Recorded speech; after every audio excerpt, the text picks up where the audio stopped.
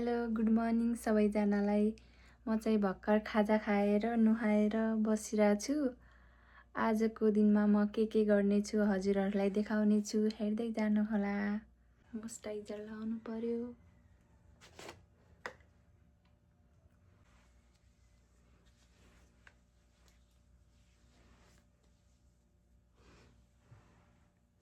कस्तो दानाहरू आछ मेरो फेसमा। अब चाहिँ थोरै सनस्क्रिन लाउँछु।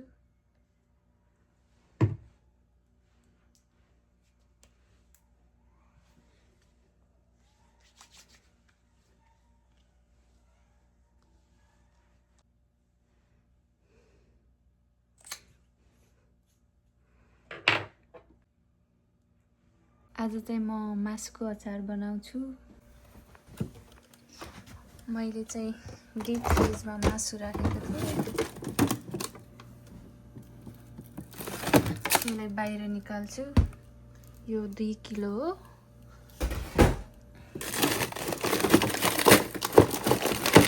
यो पनि 2 किलो। चाहिँ खाजा खाएको भाँडा पनि धुन बाँकी छ। अब चाहिँ म भाँडा धुन्छु।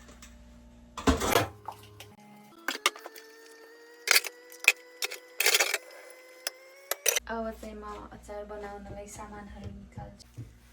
यो मासु डिप फ्रिजमा राखेको थिएँ नि त, त्यही भएर धेरै साह्रो भएको छ। त्यति बेलासम्म म अरू आइटमहरू रेडी गर्छु। म यति जति ल्वाङ राखिदिन्छु मैले। यति जति सुकमेल राख्नु पर्यो। पर्ला जिरा,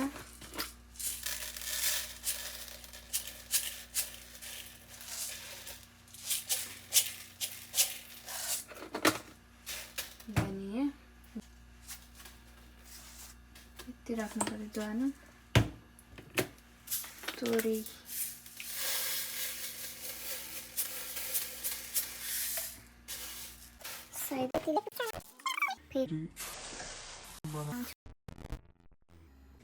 अब चाहिँ लसुन निकाल्नु पर्यो।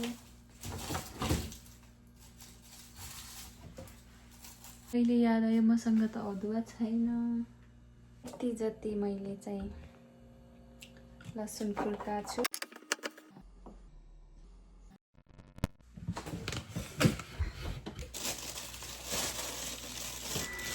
अचारमा गाजर पनि हाल्नु पर्यो भनेर मैले चाहिँ गाजर पनि निकालेँ। गाजरलाई धुन्छु। गाजर पनि रेडी भइसक्यो।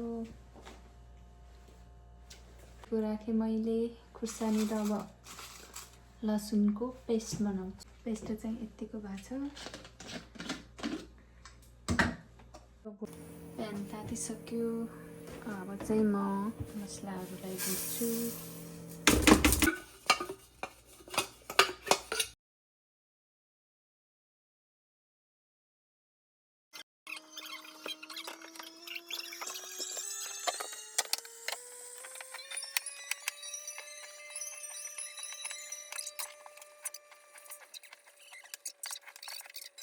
यता मासु चाहिँ काटेर सक्यो। अब मासु फ्राई गर्नु पर्यो। यता चाहिँ मैले तेल बसाइसकेँ। अब यसलाई राम्ररी ताप्न दिएर मासु फ्राई गर्ने। अब यसलाई फ्राई मासु फ्राई हुँदासम्म म चाहिँ सुन्तला खान्छु।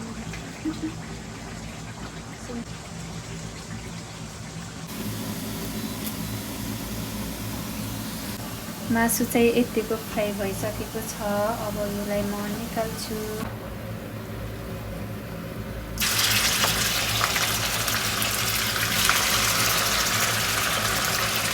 कस्तो पानी फुटेको हो यसमा। फ्राई हुँदासम्म मैले यता डब्बाहरू धोएर पनि राखिसकेँ। मलाई चाहिँ कस्तो भोग लाग्यो। यो मासुको अचार त अहिले बन्ने जस्तो छैन। अझ 2 लट फ्राई भयो, 1 लट फ्राई हुन बाँकी छ। त्यति बेला चाहिँ म हिजोको भात थियो त्यसलाई फ्राई गरेर खान्छु। यता मटर लिएँ मैले, यता ससेज, खुर्सानी, बन्दा, प्याज। अब म यसलाई फ्राई गर्छु।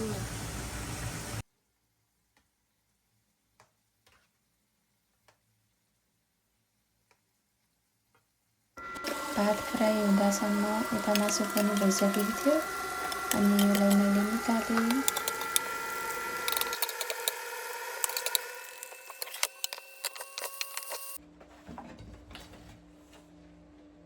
मेरो खाना रेडी भयो। अब चाहिँ म खाना खान्छु, त्यसपछि अचारलाई कन्टिन्यू गर्छु।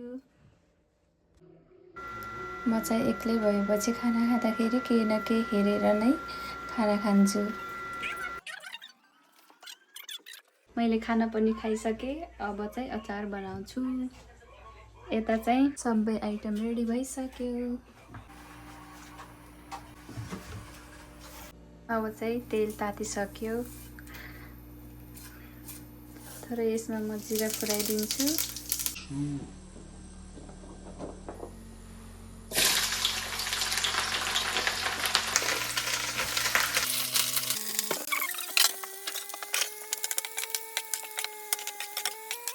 लसुन र खुर्सानीको पेस्ट राखिदिन्छु।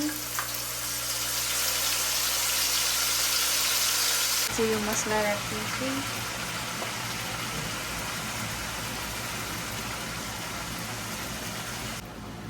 अब यसमा नुन राखेर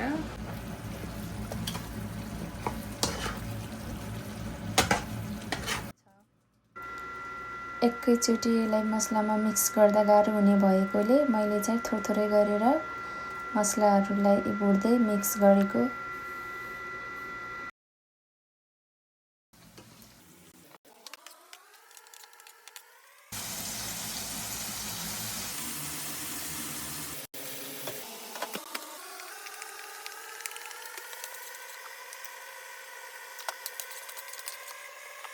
ल है, यता चाहिँ मासुको अचार रेडी भइसक्यो।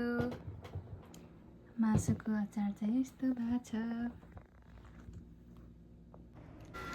म चाहिँ यसरी नै अचार बनाउँछु मासुको। अचार चाहिँ रेडी भइसक्यो। मैले चाहिँ अहिले यो बाटामा राखेँ मिक्स गर्नलाई सजिलो होला भनेर। यस्तो बनेको छ। अब म यसलाई डब्बामा राखेर प्याक गर्छु। यसमा चाहिँ म थोरै निम्बुको रस राखिदिन्छु।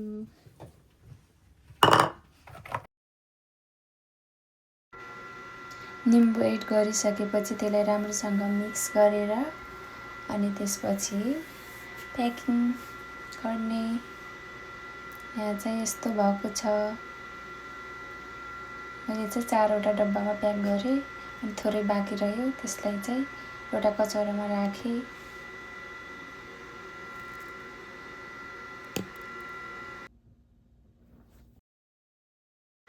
त्यसपछि एकछिन रेस्ट गरेर फेरि म खानेतर्फ लागेँ।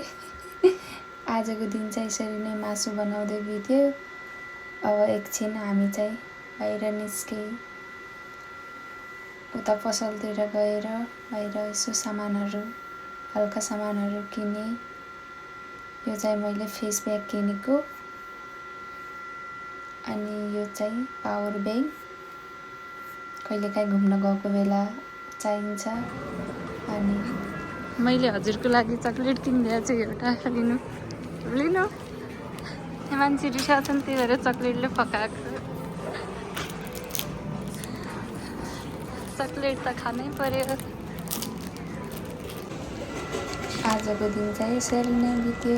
यतिन्जेलसम्म मेरो भिडियो हेरेर साथ दिनुभएकोमा धेरै धेरै धन्यवाद। बाई।